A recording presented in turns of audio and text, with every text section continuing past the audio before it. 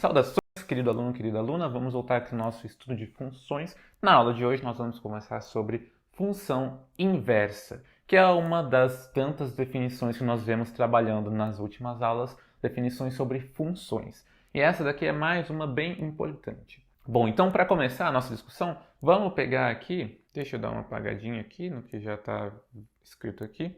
Vamos começar lembrando lá, lembra o que é uma função bijetora? A gente fala que a f é uma função bijetora quando ela é tanto uma função injetora quanto uma função sobrejetora. Ou seja, cada elemento de A vai chegar em um elemento de B e não vão ter dois elementos de A chegando no mesmo elemento de B, isso que significa a função ser injetora, e todo elemento de B vai ser a imagem de algum elemento de A.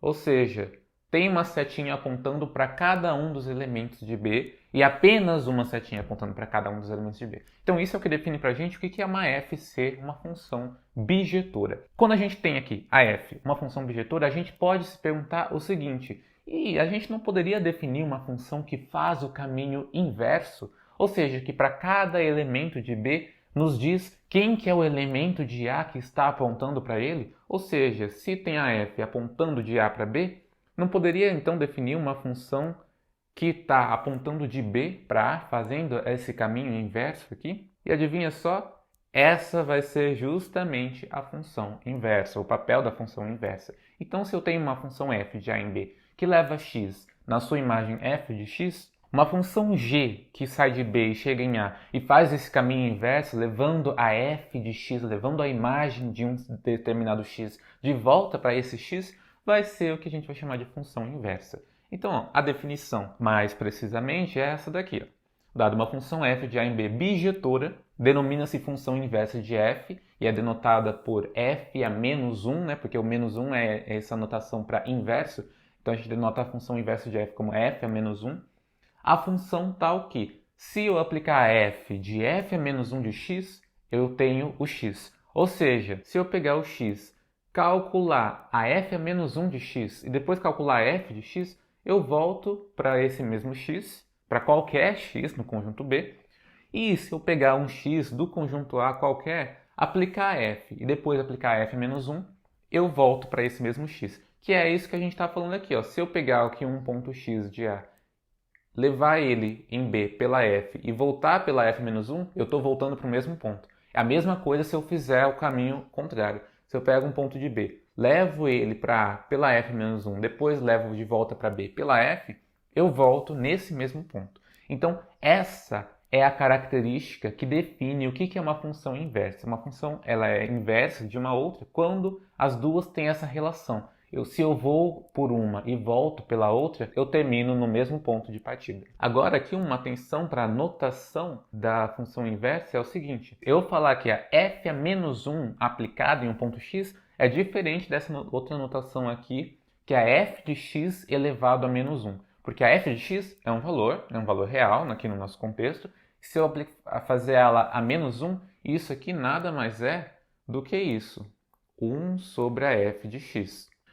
Atenção, cuidado, porque quando você vê essa notação aqui de f a menos 1 de x, isso não é o inverso, né? A fração inversa de f de x. Isso é a função inversa de f aplicada a x. Então, atenção a essa notação. São notações ligeiramente diferentes, têm significados diferentes. Vale ressaltar isso daqui. Agora aqui um exemplo para a gente brincar um pouco. Se eu pego aqui uma f de x, que ela faz o seguinte, ela pega x, ela devolve 3x.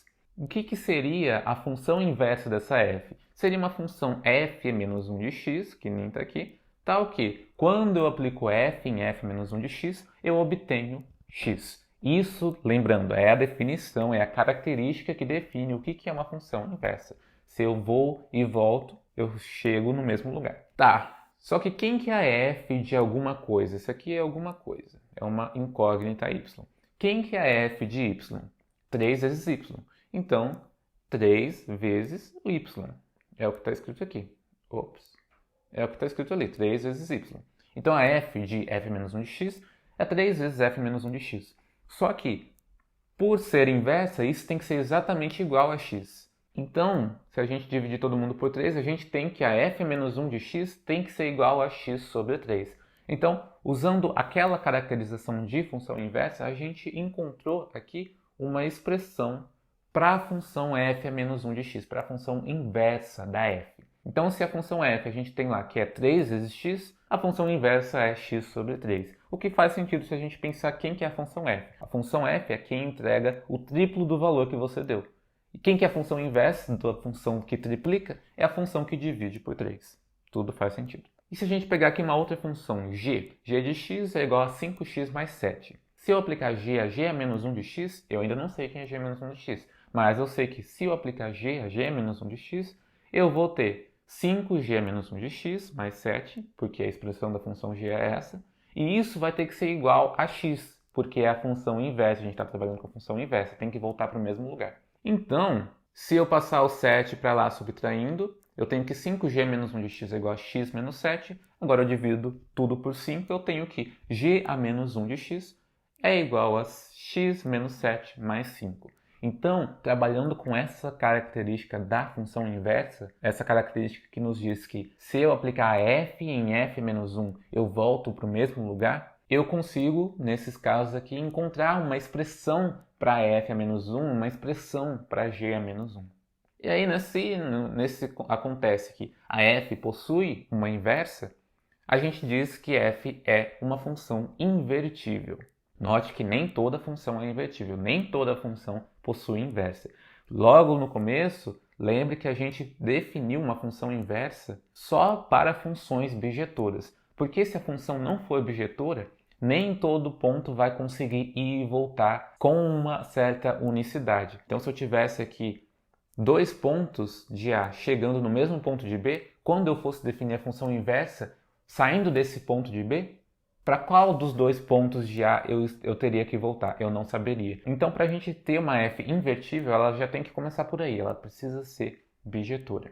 E aqui mais uma coisa interessante sobre funções inversas é quanto ao gráfico delas, porque a gente tem a seguinte forma de enxergar, visualizar o gráfico de uma função inversa. Se eu tenho aqui o gráfico de uma função f de x e eu traçar aqui no meio do plano cartesiano a bissetriz, essa linha que divide o plano aqui, cortando aqui em 45 graus, esses dois ângulos aqui são ângulos de 45 graus, essa bissetriz vai dividir o nosso plano cartesiano e se a gente tomar ela como um espelho, por assim dizer, a imagem, a reflexão do gráfico da f vai ser exatamente o gráfico da f a menos 1 de x. E isso, inclusive, é uma ferramenta para a gente tentar entender se a f é invertível ou não. Porque lembra lá nas outras aulas, nas aulas passadas, quando a gente falava de gráfico de função, a partir da análise de um gráfico a gente consegue saber se aquilo é uma função ou não? Então aqui é a mesma coisa. Se a gente tem lá o gráfico de uma função e a gente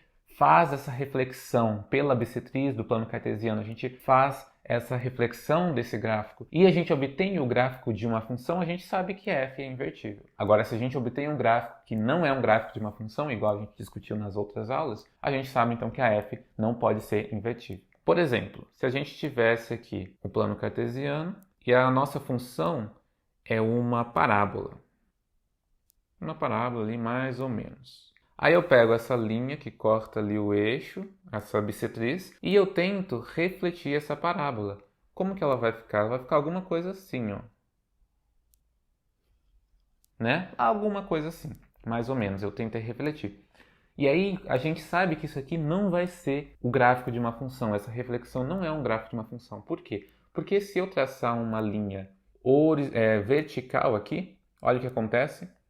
Ela corta esse gráfico em dois pontos. Então, em várias linhas verticais que eu traçar aqui, esse gráfico vai ser cortado em dois pontos. Isso significa que, dado um ponto do domínio, eu teria dois pontos como imagem. Então, isso aqui não pode representar uma função, justamente porque não existe essa unicidade da imagem. O mesmo ponto do domínio não pode ter duas imagens diferentes. Portanto, não é função. Portanto, esse gráfico aqui, essa parábola, não é uma função invertível.